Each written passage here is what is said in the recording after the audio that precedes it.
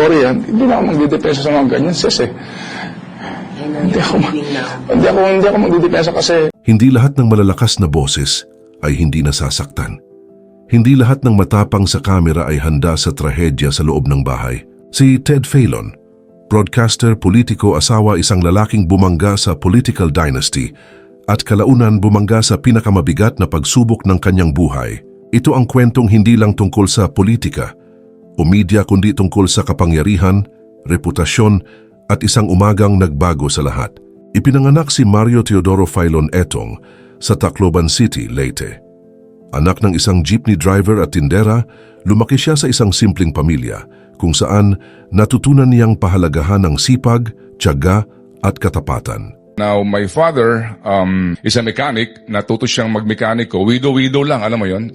Ano siya, jeepney driver. So, lumaki ako sa yung bahay namin dati sa San Dionisio before kami lumipas sa apartment. Naalala ko, lupa. Lupa ang sahig, as in lupa. Lupa, yung sahig. Doon ako nagjojolen, naalala ko pa yon. Sa murang edad, nakitaan na siya ng natural na galing sa pakikipag-usap. Madalas siyang tumulong sa kanilang maliit na tindahan at nakikinig sa radyo upang mapalawak ang kanyang kaalaman sa mundo. Ang kanyang kabataan ay hindi perpekto. Karamihan ng kanyang kaibigan ay nakikibaka rin sa kahirapan at mula rito, nabuo ang kanyang malasakit sa karaniwang Pilipino. Nag-aral siya sa Polytechnic University of the Philippines at nagtapos ng Bachelor of Arts in Broadcasting. Habang nag-aaral, nagsimula siyang magtrabaho bilang disc jockey at announcer sa lokal na radyo. Dito niya nahasa ang kanyang galing sa komunikasyon, natutunan ang tamang pagbuo ng istorya at ang kahalagahan ng kredibilidad sa pagbabalita. Hindi nagtagal, napansin ang kanyang boses at estilo sa mas malalaking istasyon sa Maynila. Pero bago po ang lahat, baka pwedeng palike muna ang video na ito. Isang simpleng click lang, pero malaking tulong yan sa aming mga content creators para makagawa pa ng mga kwentong gaya nito. Maraming salamat po. Sa ABS-CBN, sumikat si Ted Filon. Bilang radio host sa DZMM at anchor ng TV Patrol, ipinakita niya ang tapang at integridad na kakaiba sa industriya. Sa Filon ngayon, hinukay niya ang mga anomalya sa gobyerno, mula sa mga bulok na tren ng MRT, overpricing sa mga proyekto, hanggang sa katiwalian sa mga ahensya. Ang kanyang trabaho ay hindi basta pagbabalita. Siya mismo ang nagsasaliksik, nagbubukas ng mga dokumento at nakikipag-usap sa mga tao sa ground level. Dahil sa kanyang dedikasyon, nakatanggap siya ng napakaraming awards, Hall of Fame sa PMPC Star Awards for Television, KBP Golden Dove Awards, Kadoroy Broadcaster of the Year, at iba pang pagkilala mula sa academe at media organizations. Ang kanyang galing ay hindi lamang sa boses, kundi sa tapang at lalim ng pag-intindi sa mga problema ng bansa.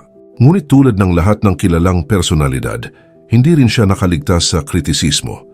May mga nagsasabi na biased siya sa pagbabalita, lalo na sa mga isyung pampulitika. May ilang tumutukoy na may mga segment kung saan tila mas pinapabora ng ilang grupo at kritikal sa iba. Pinuna rin siya ng ilang netizens at kolumnista sa social media. Sa kabila nito, ipinapaliwanag ni Ted na ang kanyang layunin ay magbigay ng impormasyon sa publiko at imbestigahan ang katiwalian at hindi niya sinasadya ang perceived bias. Para sa marami, nananatili siyang credible, ngunit para sa ilan bahagi ng debate ang kanyang posisyon sa media. Ang kanyang reputasyon bilang boses ng masa ang nagbukas ng pinto sa politika. Noong pumasok siya sa unang distrito ng Leyte bilang independent candidate, hinarap niya si Alfred Romualdez, miyembro ng kilalang Romualdez political clan. Mahaba at makapangyarihan ang pangalan ng pamilya sa politika, kaya't marami ang nagduda sa kanyang tsansa. Ngunit kilala siya ng publiko, hindi lang bilang broadcaster kundi bilang tao na may integridad. Maraming botante ang nakakita sa kanya bilang tunay na alternatibo. Isang boses ng masa na hindi konektado sa political dynasty at hindi binibili ng makapangyarihan.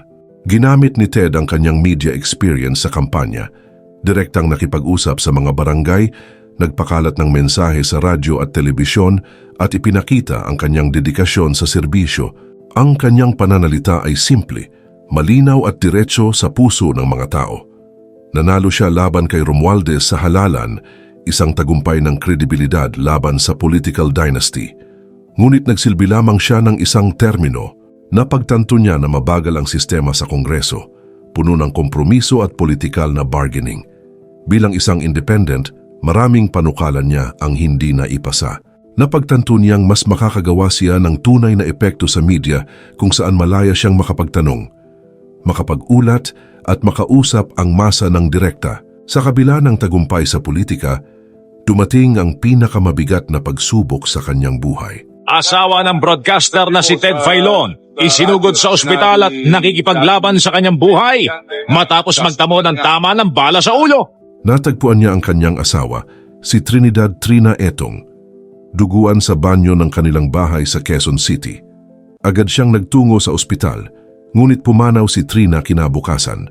Ang trahedyang ito ay nagdulot ng kontrobersya sa bansa dahil siya mismo ang unang pinaghihinalaan. So I have to call her sa phone. Sabi niya sa akin, Papa, wala akong mukhang ihaharap sa'yo. Sabi niya sa akin. So, meron ako naisip, no? So, sabi ko, dali. Alis na ako ngayon dito. When I arrived here, sinagang katulong, sabi ko, susi. So, when I opened it, nandun yung katulong, yung dalawa. Yun. Ano yung nakita mo, Ted? She was lying in a pool of blood. Matapos ang masusing investigasyon ng NBI, idineklara na ang pagkamatay ni Trina ay suicide. Naitala sa sorry note ni Trina ang kanyang matinding stress at desperasyon. Humingi siya ng dispensa kay Ted sa pagkawala ng kanilang pera. Ipinahayag ang takot at kawalang pag-asa at ipinakita ang matinding kalituhan na naramdaman niya sa mga huling araw ng kanyang buhay. Ang sulat ay malinaw na isinulat ni Trina mismo at nagsilbing matibay na ebidensya sa konklusyon ng suicide. Sa mga sumunod na araw, naharap ni Ted ang kontrobersya at trauma. Inaresto ng pulis ang ilang kasambahay at hipag ng walang warrant na nagdulot ng galit ng publiko at debate sa police brutality.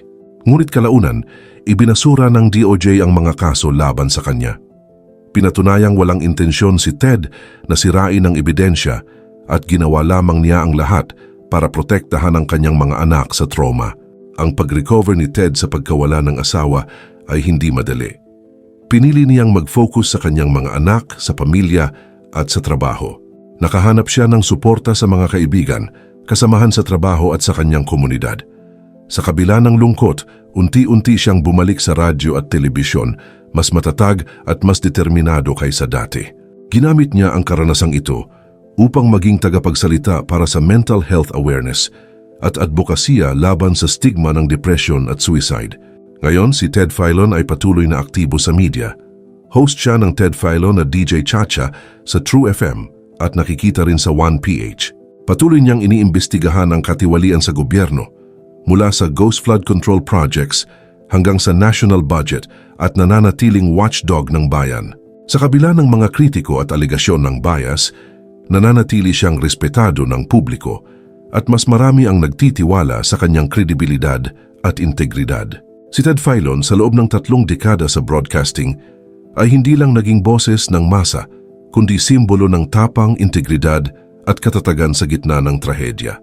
Sa bawat hamon, personal man o profesional, pinatunayan niyang ang kredibilidad, tapang at malasakit ay higit pa sa kontrobersya at trahedya.